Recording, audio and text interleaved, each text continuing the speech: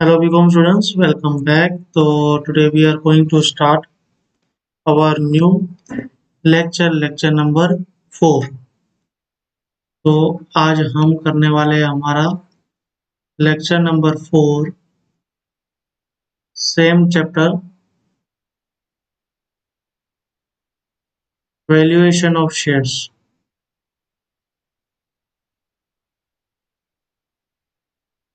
तो टोटल मैंने ये चैप्टर के 3 लेक्चर करवा चुका हूँ और आज मैं लेक्चर नंबर 4 स्टार्ट करूँगा। और लेक्चर नंबर 4 में मैं सम नंबर करने वाला हूँ 29। बहुत ही इंटरेस्टिंग सम है क्योंकि इसमें हमें valuation of shares 2 class of equity shares का करना है। मतलब जनरली हमने वैल्यूएशन ऑफ शेयर्स कितने क्लास का, मतलब एक ही शेयर का किया है। यहाँ पे 2 क्लास की है। मतलब क्लास में मतलब क्या हो गया, ये 10 रुपीज पेड अप वाला शेयर है, ये 5 रुपीज पेड अप वाला शेयर है। तो मुझे इन दोनों की फेयर वैल्यू और इंटरेस्टिंग वैल्यू और मार्केट वैल्यू निकालनी पड़ेगी। क्लियर? बाकी सब एज इट इज ही है, बस थोड़ा डिफरेंस है और कुछ 3-4 पॉइंट है वो न्यू है, तो वो भी समझ लेंगे हम। तो चलिए शुरुआत करते हैं सम नंबर 29 की। The following balance sheet Nihali limited की यहाँ पे 31/12/24 की दी गई है, जिसमें शेयर होल्डर फंड्स आपको दिए गए हैं, नॉन करंट लायबिलिटी और करंट लायबिलिटी दी गई है। तो नॉन करंट लायबिलिटी में हम डिबेंचर्स पीएफ दोनों लेने वाले हैं और करंट लायबिलिटी में क्रेडिटर्स भी ले लेंगे। इसके बाद हमें नॉन करंट एसेट में लैंड एंड बिल्डिंग दी है और गुडविल दी है, जो कि हम लेते नहीं है ये बुक की। लेकिन यहाँ पे एक इंटरेस्टिंग पॉइंट आने वाली है, ये पॉइंट के रिलेटेड इंटरेस्टिंग पॉइंट आने वाली है। उसके बाद नॉन करंट इन्वेस्टमेंट दी है और अदर नॉन करंट एसेट दिया है आपको, जो कि डिबेंचर डिस्काउंट है। ये तो किसी में भी अपन को लेना नहीं है। देन स्टॉक दिया है आपको, डेटर्स दिया है और कैश एंड बैंक बैलेंस दिया है आपको। क्लियर?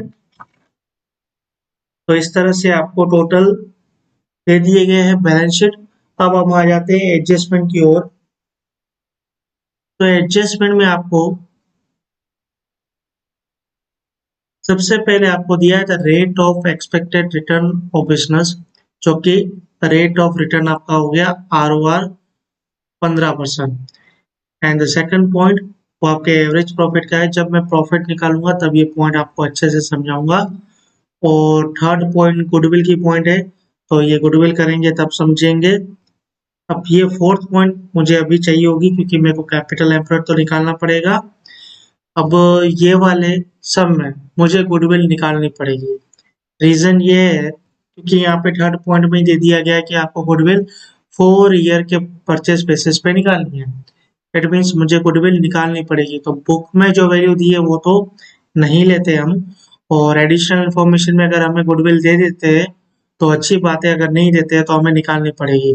तो यहाँ पे गुडविल मुझे एडिशनल इंफॉर्मेशन में सीधा बोला है 4 साल के ईयर बेसिस पे निकालिए, तो मुझे निकालनी पड़ेगी। फोर्थ पॉइंट करंट एसेट की दी गई है एंड फिफ्थ पॉइंट आपको इन्वेस्टमेंट रिलेटेड पॉइंट दी गई है। तो जब इन्वेस्टमेंट हम करंट एसेट में मतलब कैपिटल एम्प्लॉयड में भी करंट एसेट लेंगे ना हम, एसेट्स टोटल, तो उस पर इन्वेस्टमेंट का पॉइंट आएगा तब मैं ये कराऊंगा, और लैंड एंड बिल्डिंग का आएगा तब कराऊंगा। क्लियर? तो करने तो अभी वाले हम सबके सब ये सब में करने वाले हैं, और जनरल रिजर्व का point at the time of average profit काम आएगा। तो सम की शुरुआत कैसे करते हैं हम? सम की शुरुआत अगर गुडविल निकालनी हो तो मैं सम की शुरुआत करूंगा कैपिटल एम्प्लॉयड निकालने के साथ।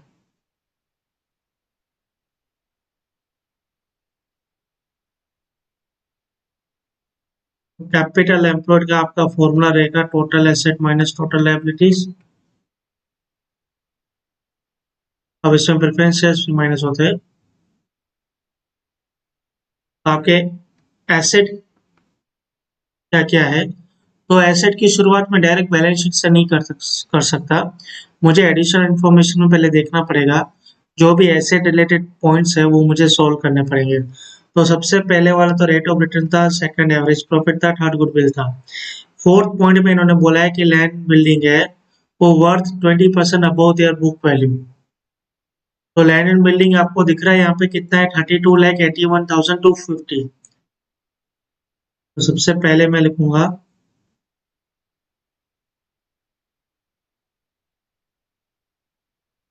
लैंड एंड बिल्डिंग कितना दिया है, 32,81,250। 20% अप है ना, तो ये 100 हुआ, तो 120 कितना, तो 32,81,250 मल्टीप्लाई 120 डिवाइडेड बाय 100, तो 39,37,500। तो लैंड एंड बिल्डिंग आपका आया 39,37,500। क्लियर। तो हमारा लैंड एंड बिल्डिंग हमारा पॉइंट कंप्लीट हो चुका है। उसके बाद इन्होंने बोला है कि इन्वेस्टमेंट है 60% नॉन ट्रेडिंग है और बाकी का बैलेंस क्या है, ट्रेडिंग, मतलब मैं 40% ट्रेडिंग ले लूंगा। तो मुझे यही चीज यहाँ पे चाहिए होती है। बाकी all trade investment are valued at 25% above their book value. और जो भी हमारी इन्वेस्टमेंट है वो हमारे बुक वैल्यू के क्या है, अबव बोल रही है। तो हमें जो भी हमारी इन्वेस्टमेंट होगी, इन्वेस्टमेंट कितनी है आपकी, 5,25,000, इसका 60% ले लो तो कितना आता है, 3,15,000 है। और इन्होंने क्या बोला, ऑल ट्रेड इन्वेस्टमेंट, लेकिन यहाँ पे ट्रेड इन्वेस्टमेंट बोल रहे हैं, नॉन ट्रेड तो बोल नहीं रहे। तो हमें नॉन ट्रेड तो वैसे भी नहीं लेनी है। यहाँ पे कौन सी इन्वेस्टमेंट लेते हैं, देखो सबसे पहले यहाँ पे लिख लो इन्वेस्टमेंट।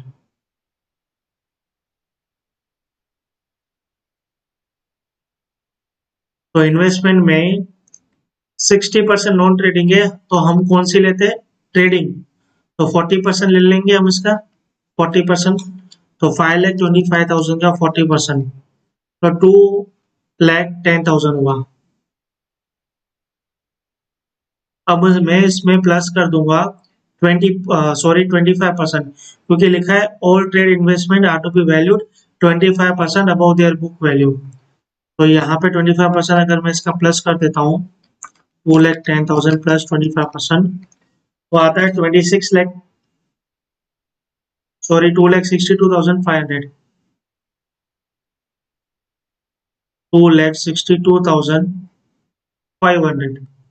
तो यहाँ पे मेरा जो नॉन ट्रेडिंग वाला पॉइंट है वो अभी भी रहता है।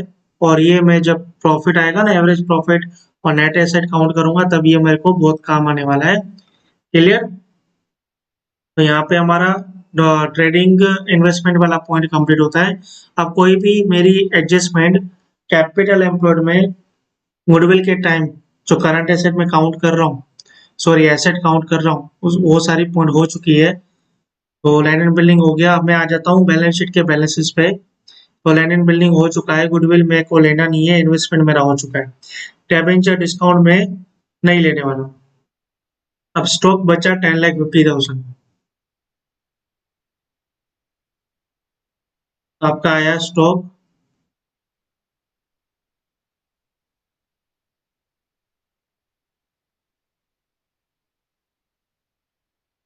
10,50,000। फिर डेप्टर्स आपका आया 15 लाख,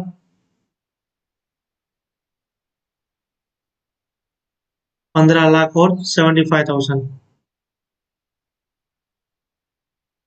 डेप्टर्स, 15,75,000,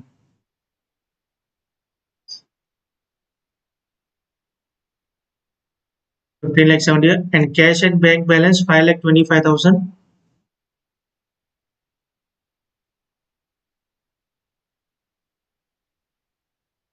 5,25,000। तो मेरी टोटल एसेट कितनी आ जाती है, 39,37,500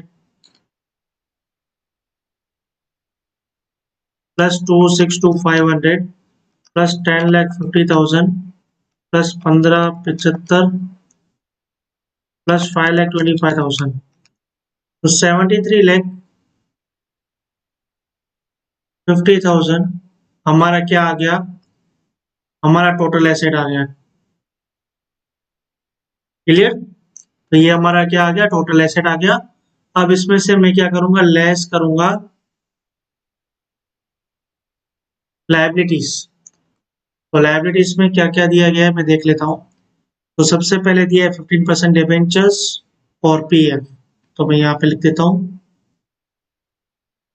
15% डिबेंचर्स कितना दिया है, 14 लाख रुपीज।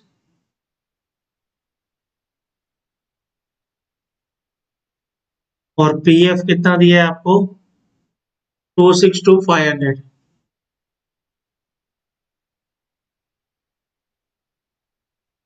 एंड क्रेडिटर्स आपको दिया है 437,500।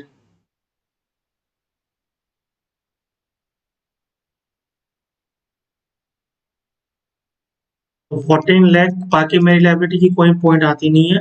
14 लाख प्लस 262,500 प्लस 437,500, तो टोटल मेरा लाइबिलिटी आ गया 21 लाख।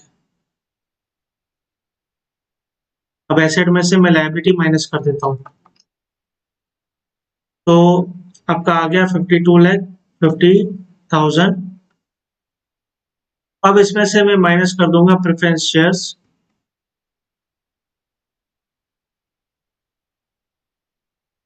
तो प्रेफरेंस शेयर्स कैपिटल मेरा कितना है, यहाँ पे आप देखोगे 10,50,000।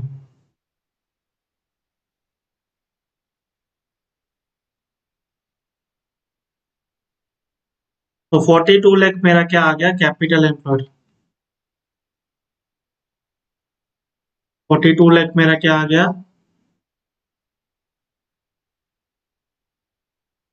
Capital employed. तो बस हमारा गुडविल का जो फर्स्ट स्टेप है कैपिटल एम्प्लॉयड वो कंप्लीट हो चुका है। अब सेकंड हम निकालेंगे एक्सपेक्टेड प्रॉफिट।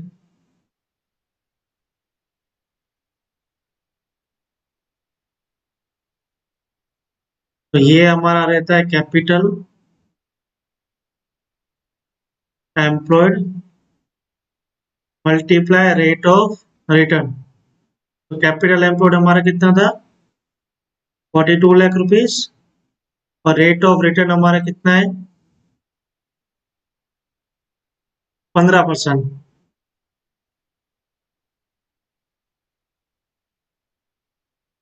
42 लाख का 15% आपका कितना आ जाता है, 6,30,000। तो 6,30,000 आपका क्या आ गया, आपका आ गया एक्सपेक्टेड प्रॉफिट। अब थर्ड में क्या निकालूंगा, थर्ड पॉइंट निकालूंगा मैं वेटेड एवरेज प्रॉफिट। तो वेटेड एवरेज प्रॉफिट के लिए इन्होंने मुझे एवरेज प्रॉफिट आफ्टर टैक्स दे दिया गया है। तो एवरेज प्रॉफिट आफ्टर टैक्स कितना है देख लेते हैं हम, 11,28,750। 11,28,750। अब इसमें से मैं लेस करूंगा interest on non trading investment. तो मेरा नॉन ट्रेडिंग इन्वेस्टमेंट का इंटरेस्ट मैं यहाँ से माइनस करने वाला हूँ। तो कितना होता है वो देख लेते हैं। इन्वेस्टमेंट कितने दिए आपको, तो ये रहा 5,25,000 आपको इन्वेस्टमेंट दिए। अब इसमें से 60% नॉन ट्रेडिंग है, तो 5,25,000 का पहले 60% कर दो। तो आपका कितना आता है, 3,15,000 आता है आपका। ठीक है। अब इसमें से ये क्या बोल रहे हैं कि uniform rate of dividend is 50% per annum. तो 15% का एनम का आपका इंटरेस्ट लगता है। तो वो आपका इंटरेस्ट आ जाता है 47250। मैं यहाँ पे लिख लेता हूँ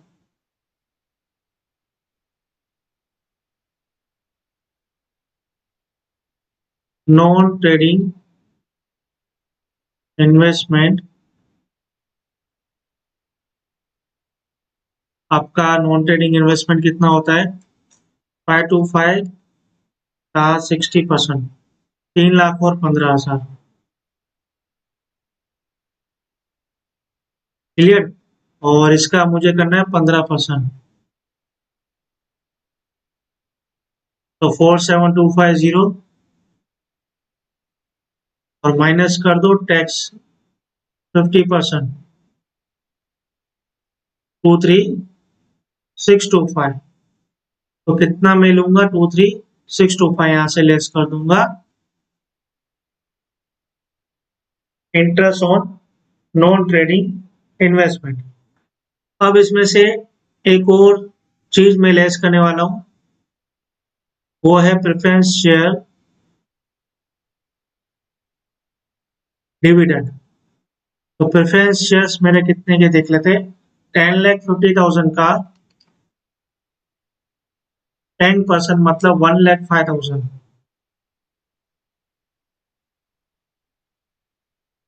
तो 11,28,750 माइनस 23,625 माइनस 1,05,000, तो मेरा टोटल आया वेटेड एवरेज प्रॉफिट 10,01,25। क्लियर? अब मैं निकालूंगा फोर्थ पॉइंट, जो कि है सुपर प्रॉफिट।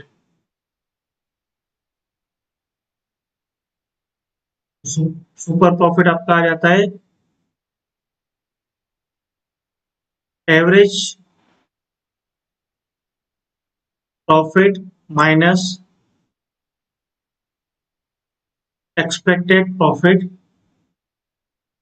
तो एवरेज प्रॉफिट आपका यहाँ पे आ गया था 10,01,25।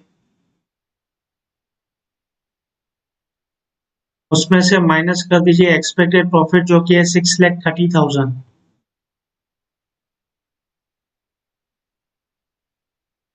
तो मेरा सुपर प्रॉफिट आ गया 3,70,125। अब फिफ्थ पॉइंट मुझे निकालनी है गुडविल। तो गुडविल मेरा रहेगा super profit multiply number of years. तो सुपर प्रॉफिट है मेरा 3,70,125 मल्टीप्लाई नंबर ऑफ ईयर्स, यहाँ पे क्या दिया है आपको देख लेते हैं, 4 ईयर्स। अब यहाँ पे एक और पॉइंट भी है, goodwill is calculate bye average of book value, वो भी मैं समझा रहा हूँ। पहले तो ये निकालो नॉर्मल जो गुडविल निकालते हैं। तो 370 मल्टीप्लाई बाय 4 करेंगे तो 14,80,500, ये मेरा गुडविल आया। अब सिक्स्थ पॉइंट में निकालूंगा, वो निकालूंगा एवरेज गुडविल। अब वो यहाँ पे इन्होंने दिया है, goodwill is to be calculated by average of book value and valuation made at 4 year purchase of super profit. तो मुझे एवरेज ऑफ बुक वैल्यू का गुडविल निकालना पड़ेगा। तो इसमें मुझे एक और गुडविल निकालनी पड़ेगी, एवरेज गुडविल, और वही मुझे नेट एसेट में काउंट करनी पड़ेगी। मतलब जो नेट एसेट में मैं गुडविल ये वाली लेता था ना, ये वाली, अब मुझे एवरेज गुडविल लेनी पड़ेगी। तो एवरेज गुडविल का फॉर्मूला क्या रहेगा? जो बुक का गुडविल है ना, इन्होंने जो बुक का बोला है 2,87,000, तो वो 2,87,000 और प्लस कर दो ये न्यू वाली गुडविल 14,80,500 और इसको डिवाइड कर दो 2 से, तो हमारी आ जाएगी एवरेज गुडविल। तो 2,87,000 प्लस 14,80,500 डिवाइडेड बाय 2 कर दो तो 8,83,750।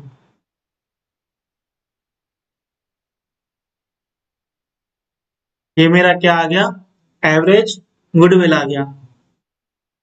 तो इन चुन के हमने गुडविल निकाल ली है। अब मैं यहाँ पे मुझे फेयर वैल्यू निकालनी है। तो फेयर वैल्यू के लिए अब निकालेंगे उनके 5 स्टेप। तो सबसे पहले स्टेप क्या होता है मेरा? नेट एसेट निकालना। तो नेट एसेट कैसे निकालेंगे हम?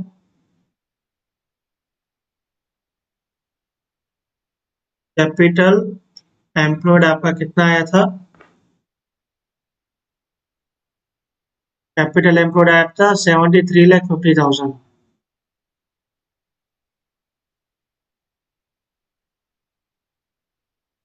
अब इसमें प्लस कर दो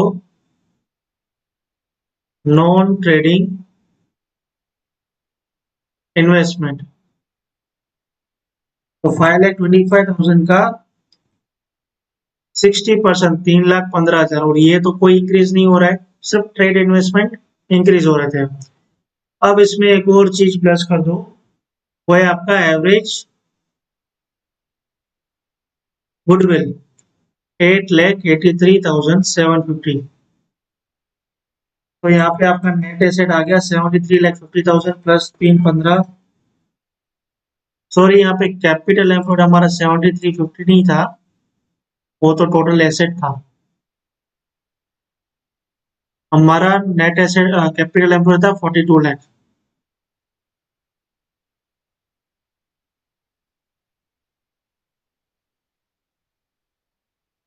तो 42 लाख प्लस 315 प्लस 8,83,750, तो 53,98,750, ये आपका आया टोटल नेट एसेट। अब मैं यहाँ पे अलग से क्यों लिख रहा हूँ, मैं आपको समझा रहा हूँ। अब इन्होंने क्या बोला है लास्ट सम में, अगर आप देखोगे तो from the above information find out the fair value of both types of equity shares. दोनों टाइप के इक्विटी शेयर्स के लिए मुझे निकालना है। तो अगर दोनों टाइप के इक्विटी शेयर्स के लिए निकालना होगा, लेकिन ये एसेट है, क्लियर, वो तो टोटल है, तो मुझे नेट एसेट को डिवाइड करना पड़ेगा उनके रेशियो के हिसाब से। तो पहला जो पेडअप है वो 10 रुपीज का है, और दूसरा पेडअप है वो 5 रुपीज का है। तो मुझे 10:5 में डिवाइड करना पड़ेगा। 10:5 में मैं डिवाइड कर दूं, 53898 into 10 divided by 5, 53,98,750 multiply 10 divide by 5, 2:1 में करेंगे 53,98,750। अच्छा 15 आएगा, सॉरी, मल्टीप्लाई बाय 15 आएगा ना, 10:50। तो 35,99,167 आपका इक्विटी शेयर 10 रुपीज वाले का आया नेट एसेट, और इक्विटी शेयर 5 रुपीज वाले का आएगा 35,99,167 माइनस कर दो 53,98,750,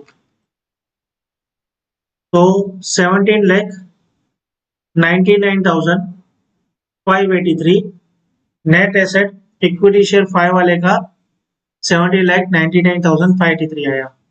अब मैं निकालूंगा इंट्रिंसिक वैल्यू।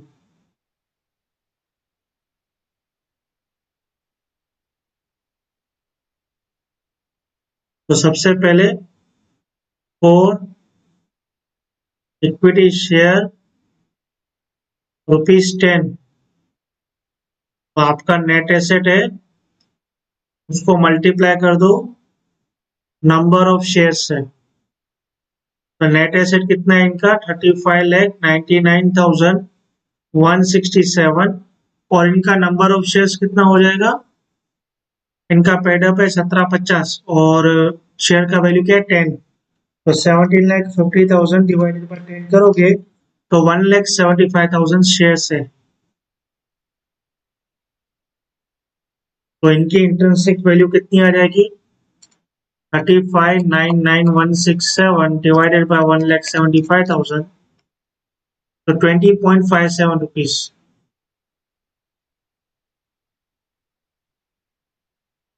क्लियर। और उसके बाद हम सेकंड निकालेंगे फॉर इक्विटी शेयर ₹5। तो वही formula net asset divided by number of shares.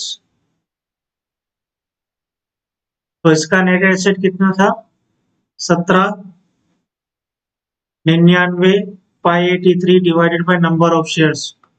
Number of share है आपका 8,75,000 डिवाइडेड बाय 5, वही आ रहा है 1,75,000। कितना हुआ आपका 1,799,583 डिवाइडेड बाय 1,75,000, तो 10.28।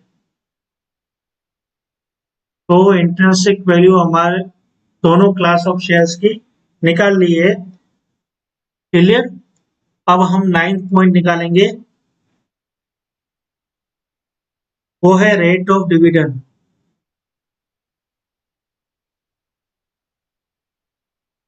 तो रेट ऑफ डिविडेंड का फॉर्मूला क्या रहेगा आपका, average profit divided by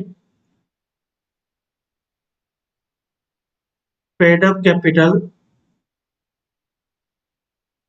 multiply 100। अब देखो ये परसेंटेज में निकलने वाला है ना, और एवरेज प्रॉफिट भी हम डिवाइड करने का कोई मतलब नहीं है, क्योंकि परसेंटेज में निकलने वाला है। परसेंटेज में है तो फिर कोई भी इशू नहीं है। मतलब 10,000 का आप परसेंटेज करोगे तो वो 10,000 के हिसाब से होगा। ठीक है। अगर 10 रुपीज का परसेंटेज करो या 5 रुपीज का परसेंटेज करो, वो प्रपोर्शनेट ही निकलने वाला है। तो यहाँ पे कोई हमको दो चीजें निकालने की जरूरत नहीं है रेट और डिविडेंड की, हम एक निकाल सकते हैं। बस खाली यहाँ पे आपको एवरेज प्रॉफिट का कैलकुलेशन करना पड़ेगा। आपको एवरेज प्रॉफिट दिया कितना गया था, दिया तो जो भी गया था, हमने निकाला कितना था at a time of goodwill, तो 10,125 यहाँ पे आपको पता होगा। तो हमने ये निकाला था 10,125, तो यही आपको ले लेना है पहले यहाँ पे। अब इसमें प्लस कर दो सिर्फ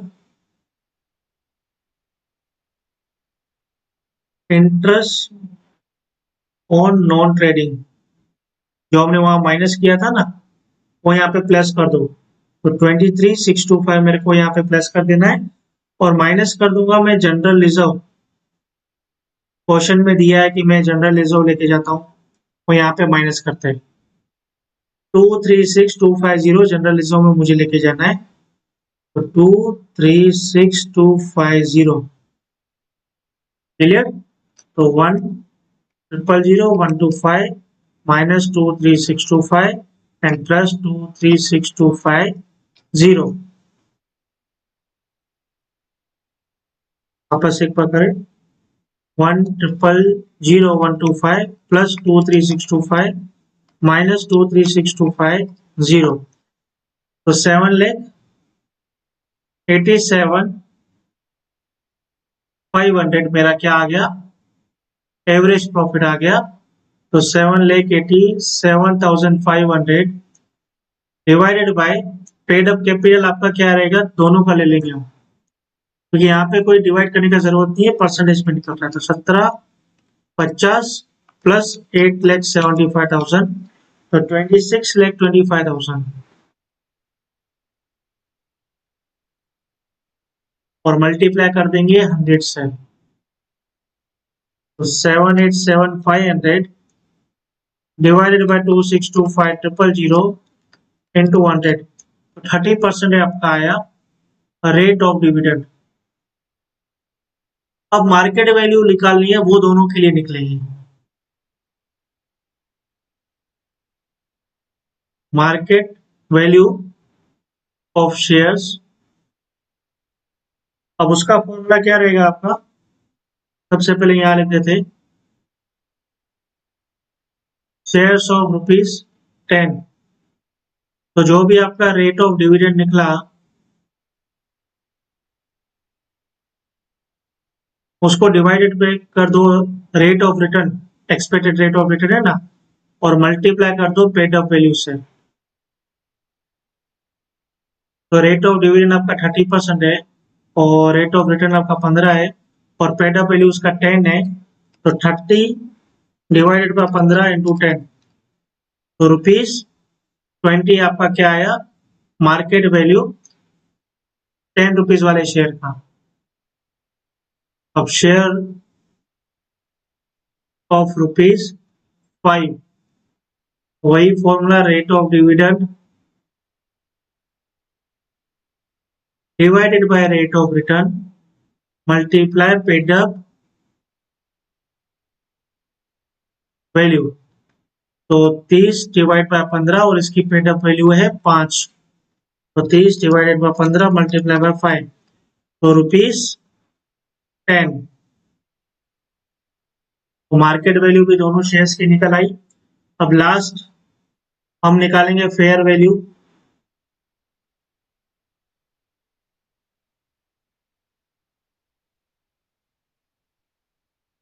फेयर वैल्यू निकालेंगे हम शेयर्स ऑफ ₹10,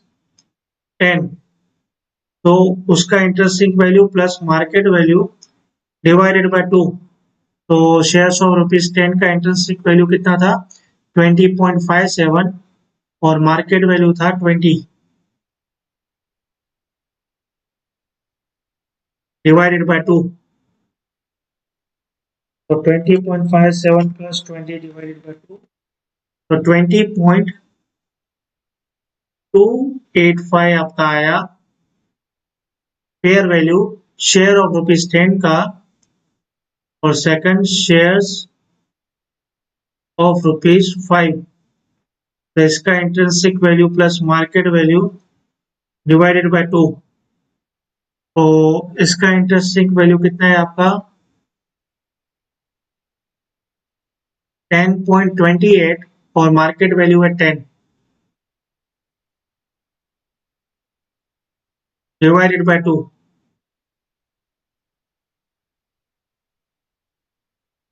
तो 10.14, करेक्ट, 10.14 रुपीज आपका फेयर वैल्यू आया इसका शेयर्स ऑफ वैल्यू 5 का।